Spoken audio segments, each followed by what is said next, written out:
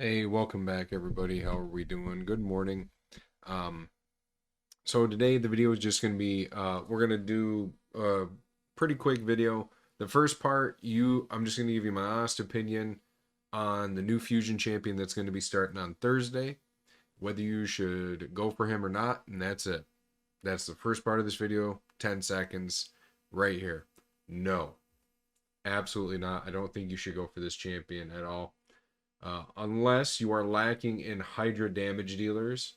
Because again, I'm going to put a little funny meme right here. Say the line, Bart! Good in Hydra. Yay! But unless you need Hydra damage dealers, he's not the guy for you. His damage is pretty okay.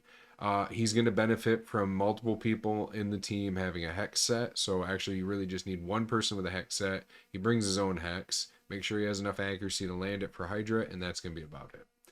He's probably going to be good for Curse City. So again, say the line, Bart! Good in Curse City. Yay! Meme there. Yeah, that's about it. I don't think you should go for him. He has the most ambient effects of any champion in Raid, which is cool. Which, if you don't know what ambient effects means, it's just effects that are around the character that are pixelations and stuff. I watched a couple breakdown videos of him today. I don't have access to the test server because I'm a pleb, and it just seems like, especially if you go watch an Ubkex's video, which I can obviously put a link in the description for you. But if you're watching me, you're probably watching Nub and those other bigger guys. You're going to see that the champion doesn't stack up to almost all other damage dealers. So like I said, he's really cool looking, but other than that, no, I'm not going to go for him. I think everybody was hoping for a legendary fusion dawg champion that would go with the whatever Packmaster, but we didn't get that. We got him. Again, he's cool looking. He's Magic Affinity attack champion from the Demon Spawn, but I don't think he brings enough to the field to warrant him being a traditional fusion. Now, if he was a fragment fusion, I'd tell you probably go for him. Fragments are easier.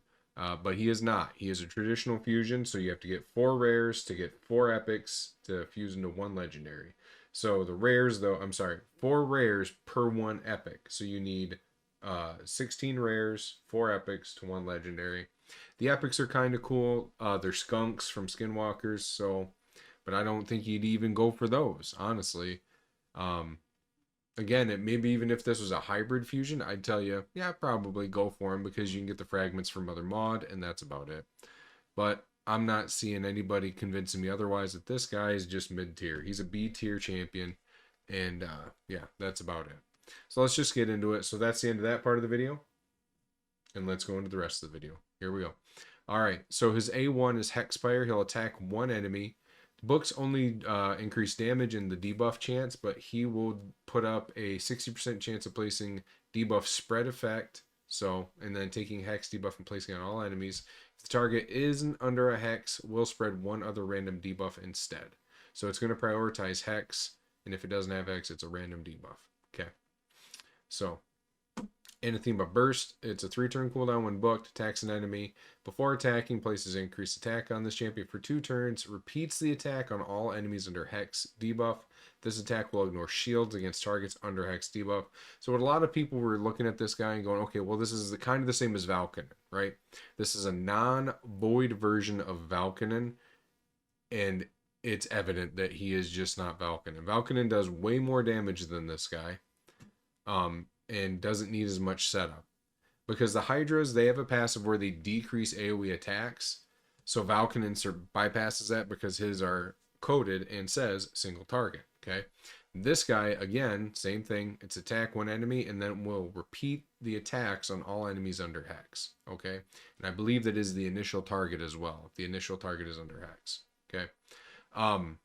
So again, this bypasses the Hydra damage decrease passive. And then Infernal Malediction.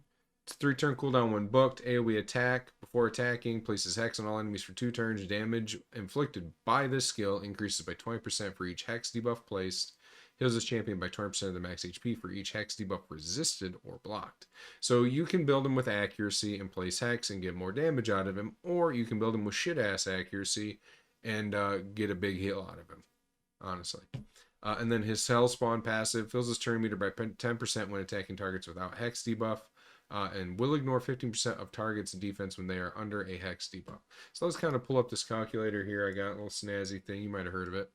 And so if we're looking at 4 Hydra heads, right? So we go 4 times 20, right? Let's not be retarded. That's 80% ignore defense. Increasing the damage by 80%. Okay? So it's almost 100% damage increase just against Hydra. Now against like Curse City and Doom Tower teams and stuff like that, you're gonna get this up to 100% if he has enough accuracy and none of it gets resisted. He can get 100% damage increase. Okay, that's pretty impressive. But again, when I watched the videos and they were doing the numbers on this guy, it just wasn't there, right? And his passive is actually pretty good, that he will ignore 15% of the target's defense when they are under a hex debuff.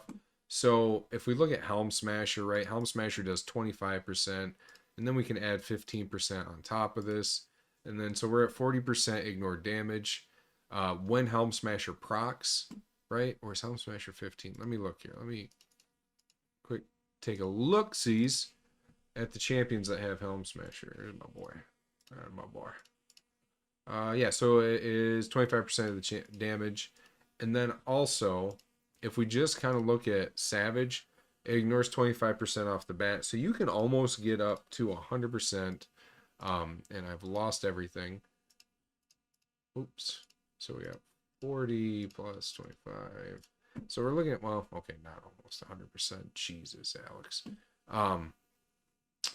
Yeah, we're looking at 15% on 50, 65%. So you're going to ignore 65% of defense when this procs, and that's not including stuff like Crushing Rend and whatnot. Obviously, this champion will be Très Magnifique with some Crushing Rend 6-star or 5-star on him. Obviously, 6-star. I would just put whatever that Soul Reaver, not Soul Reaver. God, what's it called? Help me out here. That one. Cruelty. Obviously, I'd put him in Cruelty because he has AoE attacks and whatnot, but yeah. No, so short story, I'm skipping him. Most likely I'm skipping him. Long story, if you're at this part in the video, you already got the long story. So I hope everybody's having a good CVC. I hope you're not up against too hard of opponents. And I hope your siege went well. Again, so videos are going to be scarce, probably 1 a week, if that, unless there's major news. And unless I'm doing a summoning video, because Path of Exile just did their new league, and that takes priority over a gambling game. It does. And don't forget, you need to get your tag team tournament stuff done. Perfect time to do it is during CVC, so it was kind of a gimme that they did that, so that was nice. So yeah. All right. Everybody have a wonderful day. See you next time. Bye-bye.